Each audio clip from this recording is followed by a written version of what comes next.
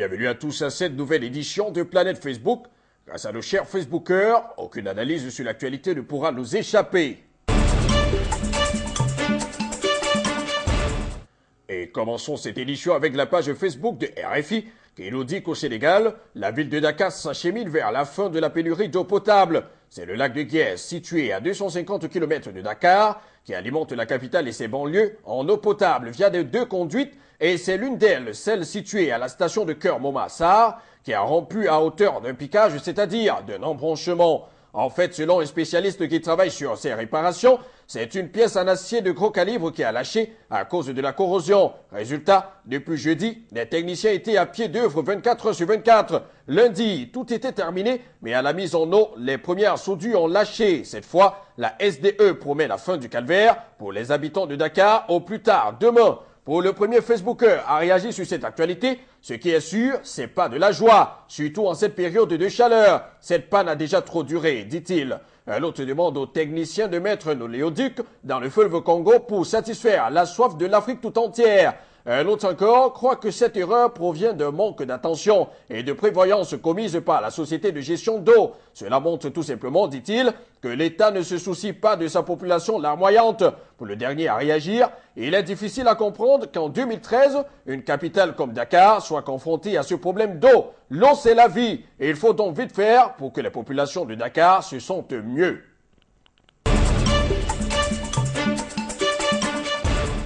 Sur la page Facebook de RFI encore, la rédaction nous révèle que l'armée nigériane a affirmé mercredi avoir tué 150 militants islamistes de Boko Haram lors d'un raid contre un camp fortifié le 12 septembre dans le nord-est du pays. Cette annonce intervient après que des médias locaux ont fait état d'une embuscade tendue par Boko Haram contre un groupe de soldats dans la même zone qui aurait fait 40 morts et des dizaines de disparus. L'État de Borno est un fief de Boko Haram qui réclame la création d'un État islamique dans le nord du Nigeria. Depuis la mi-mai, l'armée mène une vaste offensive dans cette région, placée sous état d'urgence pour tenter de mettre fin à l'insurrection active depuis 4 ans. C'est une information qui a suscité beaucoup de commentaires.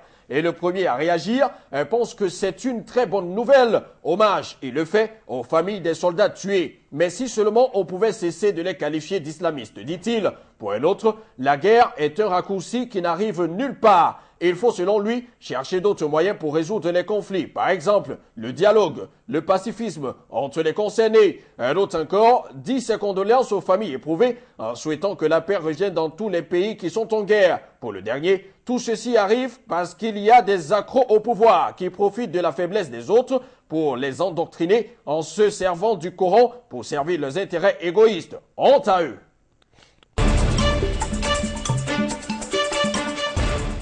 Sur la page Facebook de RFI toujours, nous parlons à présent de la reprise du procès de William Ruto à la CPI. RFI indique que le procès du vice-président kenyan avait débuté la semaine dernière devant la Cour pénale internationale. Et le premier témoin à charge était absent. La Cour avait décidé d'un report. L'audience a repris hier, mardi. Et le premier témoin, un rescapé d'un incendie criminel contre une église, a donc été entendu. Le vice-président William Ruto, accusé de crimes contre l'humanité pour son rôle présumé dans les violences post-électorales de fin 2007 au Kenya, plaide non coupable. Il est le premier homme d'État en exercice à comparaître devant la CPI. Des voix critiques se sont fait entendre après le départ retardé de la procédure, reprochant aux magistrats en charge du dossier de ne pas être suffisamment préparés. Sur cette autre actualité, le premier à réagir dit que les droits de l'homme sont différents, que l'on soit américain, israélien, palestinien ou encore centrafricain. Pour un autre, la CPI est la cour de règlement des comptes des Occidentaux. Sinon, dit-il,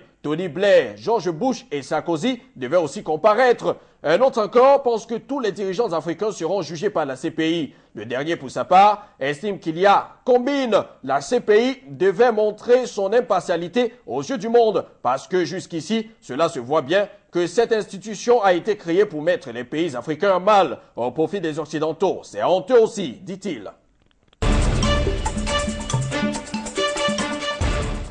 Terminons cette édition avec la page Facebook de France 24 qui s'arrête un instant sur l'ouragan et la tempête tropicale qui ont ravagé les côtes mexicaines ces derniers jours. tuant au moins 55 personnes. La page indique même que quelques 40 000 touristes sont bloqués à Acapulco, où les autorités tentent de mettre en place un pont aérien. Plus de la moitié d'Acapulco, ville de 680 000 habitants, est sous l'eau, en particulier les zones les plus pauvres de la périphérie et le quartier de Punta Diamante, une zone hôtelière où les eaux ont atteint jusqu'à 3 mètres. Des vols commerciaux ont continué dans la nuit de mardi à ce mercredi à organiser l'évacuation des milliers de touristes d'Acapulco, la ville balnéaire du Mexique frappée par les inondations. Un Facebooker affirme que c'est la conséquence du réchauffement climatique qui amplifie toutes les catastrophes naturelles que l'on observe aujourd'hui. Pour un autre, bonne chance et bon courage à tous les rescapés. Que les esprits de ceux qui ont perdu la vie reposent en paix auprès de Dieu. Un autre encore pense que les Mexicains sont victimes de leur propre système.